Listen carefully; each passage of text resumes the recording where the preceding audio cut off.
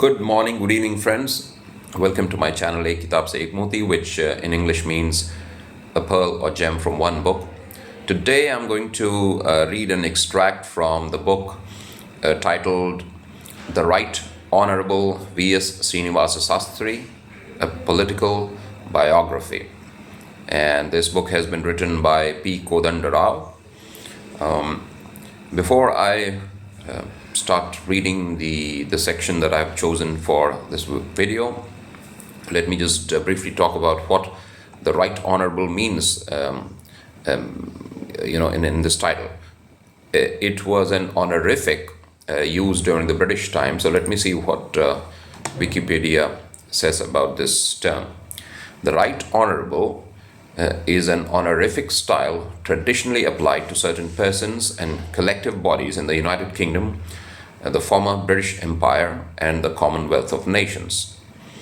The term is predominantly used today as a style associated with the holding of certain senior public offices in the United Kingdom, Canada, New Zealand, and to a lesser extent, Australia. Just like we have this title, Sir, so we had Sir C.V. Raman. So during the British rule in India, there were many Indians who had this title, which is the Right Honorable. It's an honorific style, as I mentioned earlier.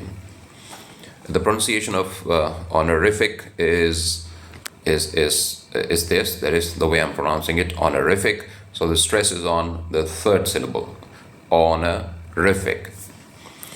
So let's look at what Mr. P. Kodandarao has to say about V.S. Srinivasa Sastri. Before I start reading, let me also mention a thing or two about who V.S. Srinivasa Sastri was. He was a great leader. I think he was a member of the Servants of India Society founded by Gopal Krishna Gokhale, who was the political guru of Gandhiji as well. So both Gandhiji and Srinivasa Sastri considered Gopal Krishna Gokhale their guru. Srinivasa Sastri was a teacher and he was well known for his power of expression. So other than his political activities and his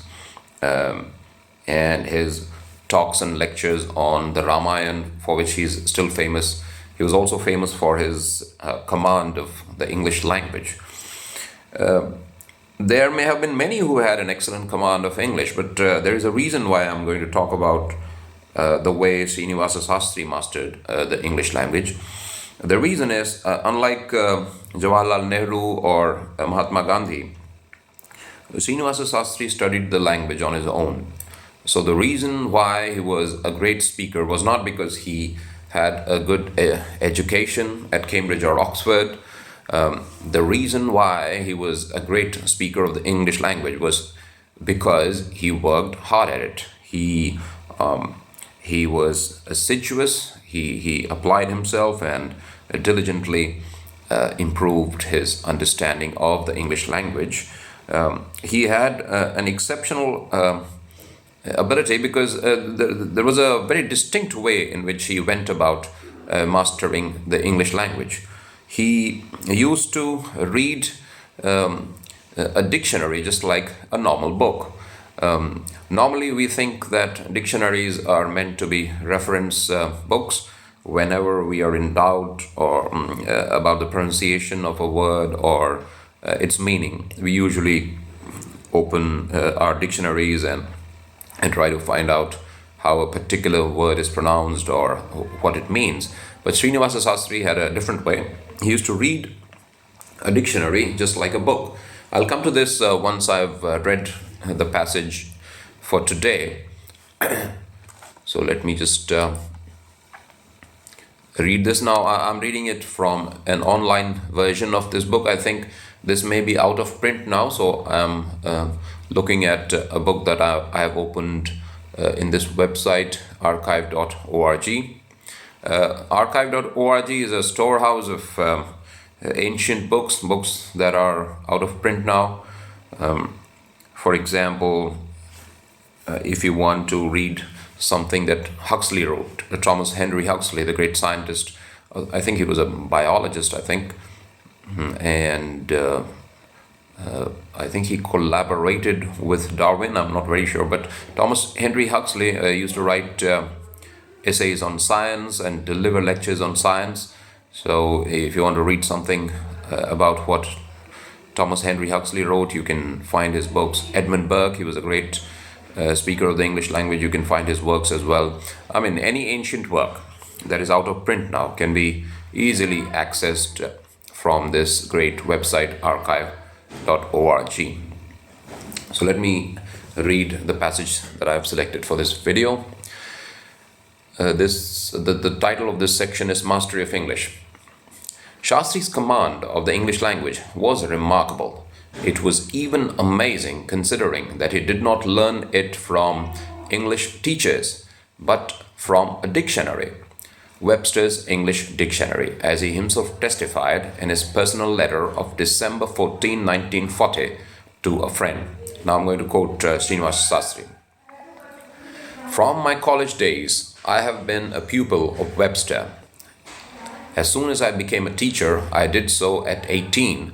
I bought this dictionary, and for years it was my teacher. I consulted it almost every hour of the day, except when I slept or took outdoor exercise.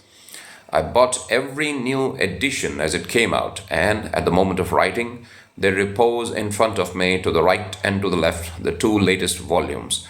I'm grown, I regret, too weak to handle each volume with one hand.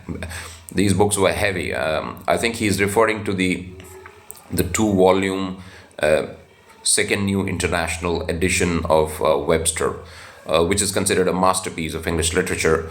So I'll come to that in a moment. When at Annamalainagar, I taught elocution with pronunciation emphasized to the classes regularly, then once again, Webster became my constant companion. So the quotation has ended. The dictionary was indeed his constant companion. That is, the author Kodanda Rao is referring to Srinivasa Sastri now. The dictionary was indeed his constant companion for life. Wherever he was, a copy of it had to be found and placed on his table at his elbow. Often and often he would open the book and con over the words for their pronunciation and delicate shades of meaning. He conducted for some weeks an elocution class for a group of select teachers in Pune in February 1942. So let's now discuss a few things related to this passage, and also a few things that have not been mentioned in this passage. So Srinivasa Sastri had this habit of going through the dictionary just like any other book. So it was not just a reference book for him, something to be looked up occasionally, but it was a constant companion. And he always had it to hand, somewhere, close to him on his table.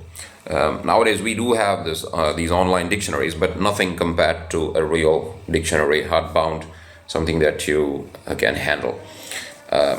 So I have this dictionary close to me. I mean, just to hand. It's on my desk here. So this is the Oxford English Reference Dictionary. So I occasionally just read it, not just to look up a word, but I just open it and just sometimes, come across, not sometimes, in fact, many times I come across words that I mispronounce. So for example, today I came across this word honorific, right? I used to pronounce it as honorific, which was wrong. So it's honorific. The stress is on the third syllable. So for example, I just opened it and let me see if I can find any word that I usually mispronounce, or something that I can, or some word that I have never used until now. So there is a word here, D-I-O-C-E-S-E. So its pronunciation is diocese, not diocese, because when you look at it, it looks like it should be diocese. But the thing is, you cannot decide the pronunciation of a word just by looking at it. You need to see what its pronunciation is. So that's why we have in dictionaries pronunciation symbols. So according to the pronunciation symbol, it should be pronounced diocese. and its meaning is a district under the pastoral care of a bishop. So this is how I occasionally come across these words and their right pronunciations. So it's a great way of improving both your understanding of a word and its pronunciation. Now there is another word here. It's written, the spelling is Dionys, and its pronunciation is Dionysius. Dionysius. Looking at it, normally we would say Dionysius, but it says Dionysius. So this is a great way of improving a pronunciation. So you can just make it a habit of just turning the pages of your dictionary. I think ideally we should read it from cover to cover. So start from the first page and keep reading until you reach the last page. That's an ideal, and I too am planning to do that, at least for this dictionary. And I do have plans to buy the Oxford Second New International that has been referred to in this passage. Now, regarding the Webster's dictionary, I think the most popular, the first edition that was very popular was the 1828 edition, edited and compiled by the great Noah Webster. Later on, many companies, started publishing that dictionary. Many companies, in a sense, maybe I think Merriam-Webster and maybe a few other companies, but I'm not too sure of which company started publishing his books. But one thing I know of is about this Second New International edition of the Webster's Dictionary, which is considered a masterpiece. It not only contains the usual words, but also the unusual ones. And it has special sections for subjects. For example, it has a section on economics. So some of the words that the economists use, you would find those words put together in a separate section and arranged in a separate section. Similarly, words related to physics, chemistry, biology, medicine, words related to sports, words related to the military, and Navy, Army, Air Force, and words related to the animal kingdom. And it's an exceptional way of arranging words. And it also has the names of people and geographical names. So there are many names that we often find it difficult to pronounce, right? For example, if you have ever read Shakespeare, sometimes we won't be sure how to pronounce, the names of those characters. So, for example, there is one play of his, Troilus and Cressida. So I don't know whether I'm pronouncing it in the correct way or not. Troilus, Cressida, or should be Cressida, or I just don't know. So if I'm in doubt, I can just look up those words in that dictionary, Webster's Second New International. Nowadays, we have these modern versions of Webster's as well. So I bought 2 dictionaries for my sons. For my elder son, I bought the intermediate Webster, and for my younger son, the elementary Webster. So it does have some names of people and their usual pronunciations, and also some geographical names and how they should be pronounced. Even names of characters that appear in Greek and Roman books. There is books on Greek and Roman gods and goddesses. So what we learn from this passage is that dictionaries are not just meant to be reference works, but they can be read just like an ordinary book. Let me see if I can talk a little bit more about Srinivasa Sastri. First, let me see if I've missed anything from the passage I read. So he used to conduct these elocution classes for a group of select teachers in Pune. Now, I don't have much information of who were the teachers who used to attend his classes, but they must have been a lucky group. But the thing is, what we should do is we should try to learn certain things, certain habits from great men and women and try to put them into practice. So that's why I chose this passage. So what we learn from this is we should buy a dictionary, preferably an unabridged dictionary or something like this, the Oxford Reference Dictionary, which I just showed. And then we should try to read that dictionary just like a book.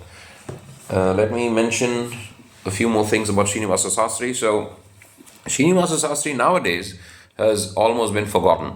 Rarely will you find any reference to his name or a reference to his activities during the British rule. But he is still known for this magnum opus, lectures on the Ramayana. This has been published by the Sanskrit Academy, Madras. Madras is the older name of Chennai. And this is the Sri V. Krishnaswamy Iyer 150th birth anniversary publication. And the author, as I said, is the Right Honorable V.S. Srinivasa Sastri. It has a nice look actually, and the printing style is a bit different and very attractive. So you'll see that almost all the words are in bold font, so it's easy on the eye, and his language is just amazing. I mean, it's the exceptional command of his language can be sensed, and I think these lectures were not recorded. Someone, took notes of his lectures and then compiled them into book form. So maybe he spoke much better than what has been recorded here. I don't know. So let me just read a few lines from this book as well, just to understand how he used the English language. Ladies and gentlemen, never before in my life have I felt so nervous at the beginning of a talk as I do today. The causes are many. One or two of them I must indicate. The first is my sense of utter diffidence about the task I have undertaken. The second is the nature of the audience that I have, which frightens me out of my wits. The third is the exalted nature of the subject matter, upon which it is difficult, even for the most original minds, to say anything like what may be new. But I am upheld by the traditional reflection that when a man talks of subjects like the Ramayana, it does not matter how inadequate his ability may be. Those that come to listen come with hearts ready to be influenced, willing to be touched, and therefore always in a condition to overlook deficiencies and errors, however serious they may be. Besides, there is the thought that I am talking to Mylapore, to people who are known to me very well and from whom I am entitled to expect not only sympathy but unstinted intelligence. So he delivered these lectures in one of the halls of Mylapore, and so there's a reference to the place there. I met a very old man about a decade or so ago, in fact more than a decade I think. I met that old man in Mylapore. I met him in the Kanimura Library in Chennai. So I was trying to find out a book written by V.S. Srinivasa Sastri, which was difficult to find there. I mean, we had this lectures on the Ramayana in the Kanimura Library, but his talks and speeches, there's a book on his talks and speeches that was kept in a different section, which was not allowed for the general public. I mean, we had to get permission to access some of the books there because they stored these rare books and the books that needed delicate handling because they were old books and any rough handling would damage the pages of those books. So that old man told me that he had been a kid, he was a very small boy when his father used to take him to these lectures delivered by V.S. Srinivasa Sastri, and I think he told me about his mastery of English and the way V.S. Srinivasa Sastri used to keep the audience spellbound, and used to have a great way of delivering his message. So this was a personal reminiscence about this incident, and I think I've covered most of the things that I wanted to say. Let me just recapitulate. So the first thing we learned from this passage is that dictionaries can be your teachers. You need not go to expensive schools and expensive colleges to get a mastery of the English language, it is through your it is through your own effort, hard work, diligence, and assiduous application that you can master the English language. So, regarding mastery of English, you can consider the dictionary as your teacher as well. I mean, your teachers are great people, and you learn a lot from them. But you can also consider Webster's or any other dictionary that you like, your teacher, because it can teach you a lot. And the other thing is, when reading a dictionary, just focus on pronunciation and some delicate shades of meaning, because sometimes words may seem synonyms, but then they have some slight difference of meaning that we need to be aware of. And the other thing we learn from the passage is that language keeps changing. So that's why I think Srinivasa Sastri used to buy all these new editions as soon as they became available. So try to get the latest editions of dictionaries as well, because new words keep keep mushrooming up, and they keep springing up, and new words find their way into dictionaries once they have become established usage in the language. There is once a lot of people start using that, and people start considering them standard words. So it's also important to get the latest dictionaries, but it's also important to get some of these classic dictionaries. So one suggestion that I have for you is that see if you can get an old copy of the Second New International Webster's dictionary. It's very difficult to get it in India. I have plans to get it from eBay or Amazon.com, but these seem to be very expensive. So once there is a discount on them, I will try to buy one of those dictionaries, a copy of that Second New International edition of Webster's. So I hope you like this video. Thanks for watching.